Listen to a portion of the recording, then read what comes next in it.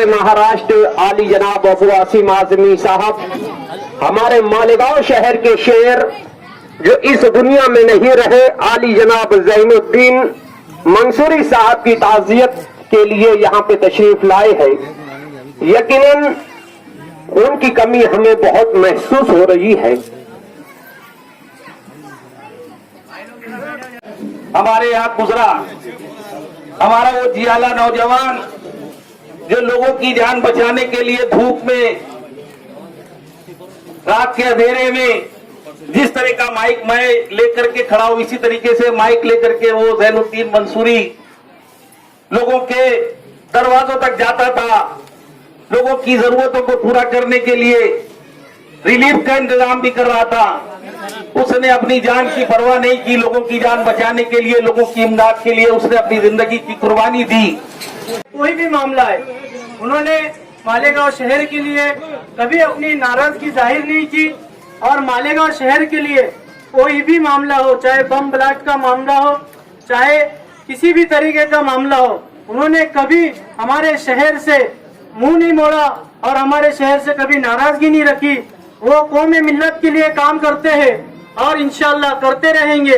हम उनके साथ इंशाल्लाह पूरी टीम शाना बसाना उनके साथ लगी रहे और इंशाल्लाह हमारे जो मरहूम ज़ैनुद्दीन मंसूरी साहब, जिन्होंने मालेगांव शहर के लिए अपना काम करते करते और मालेगांव शहर के लोगों की खिदमत को अंजाम देते देते शहादत पाए, इंशाल्लाह हम भी मालेगांव शहर के लोगों के आवाम के लिए और इंसानियत के लिए इंशाल्लाह हम काम करते करते शहादत पा जाएंगे। तो हमें भी कोई गम नहीं। इंशाल्लाह हम बीयूमिस के डॉक्टर्स हैं और वार्ड बॉय लोग काम कर रहे हैं। इनका ना इंश्योरेंस किया गया है, ना इनको बीमारियों पे कुछ दिया जाता है। मैं गुजारिश करूं कि आप जनाब उद्धव ठाकरे जी से बात करके इनका इंश्योरेंस बनवाएं और जितने वार्ड बॉय है इनकी बीमारी सेहत के लिए इंश्योरेंस उनका करना चाहिए और उनके ऊपर बिल्कुल तवज्जो देनी चाहिए। और हमारे मालेगांव शहर के अंदर जो सिविल अस्पताल है, उसमें हमारे मालेगांव शहर के जो डिलीवरी पेशेंट जो जाते हैं उनके लिए काफी दिक्कतें होती है। इतना बड़ा सिविल बना है बम ब्लास्ट के टाइम पर, लेकिन मालेगांव शहर में हमारी जो माँ बहनें वहाँ पर जाती है उनको कोई सुविधा नहीं मिलती और हमारे मालेगांव शहर से नासिक रिफर किया जाता है। तो नासिक वाले कहते हैं कि हम मालेगांव का पेशेंट नहीं लेंगे और धुलिया रिफर किया जाता है। तो धुलिया में भी यही मामला है। तो हमारे मालेगांव शहर के सिविल अस्पताल को अच्छी से अच्छे और बेहतर से बेहतर बनाएगा। क्योंकि आप कहते हैं कि घर से बाहर मत निकलो, गर्मी का दिन है, छोटा घर है, 1 रुपया बिजली की बिल कोई आपको देगा नहीं।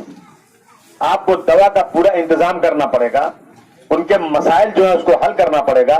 उसके बाद जो लोग सड़कों पर खोंचा लगाते हैं, जो लोग रोज कमाते और खाते हैं, उन लोगों को अगर आसानी नहीं देंगे तो मैं बगावत करूंगा। आप मुझे बाकी कहना तो कहिए मुझे बाकी आप, लेकिन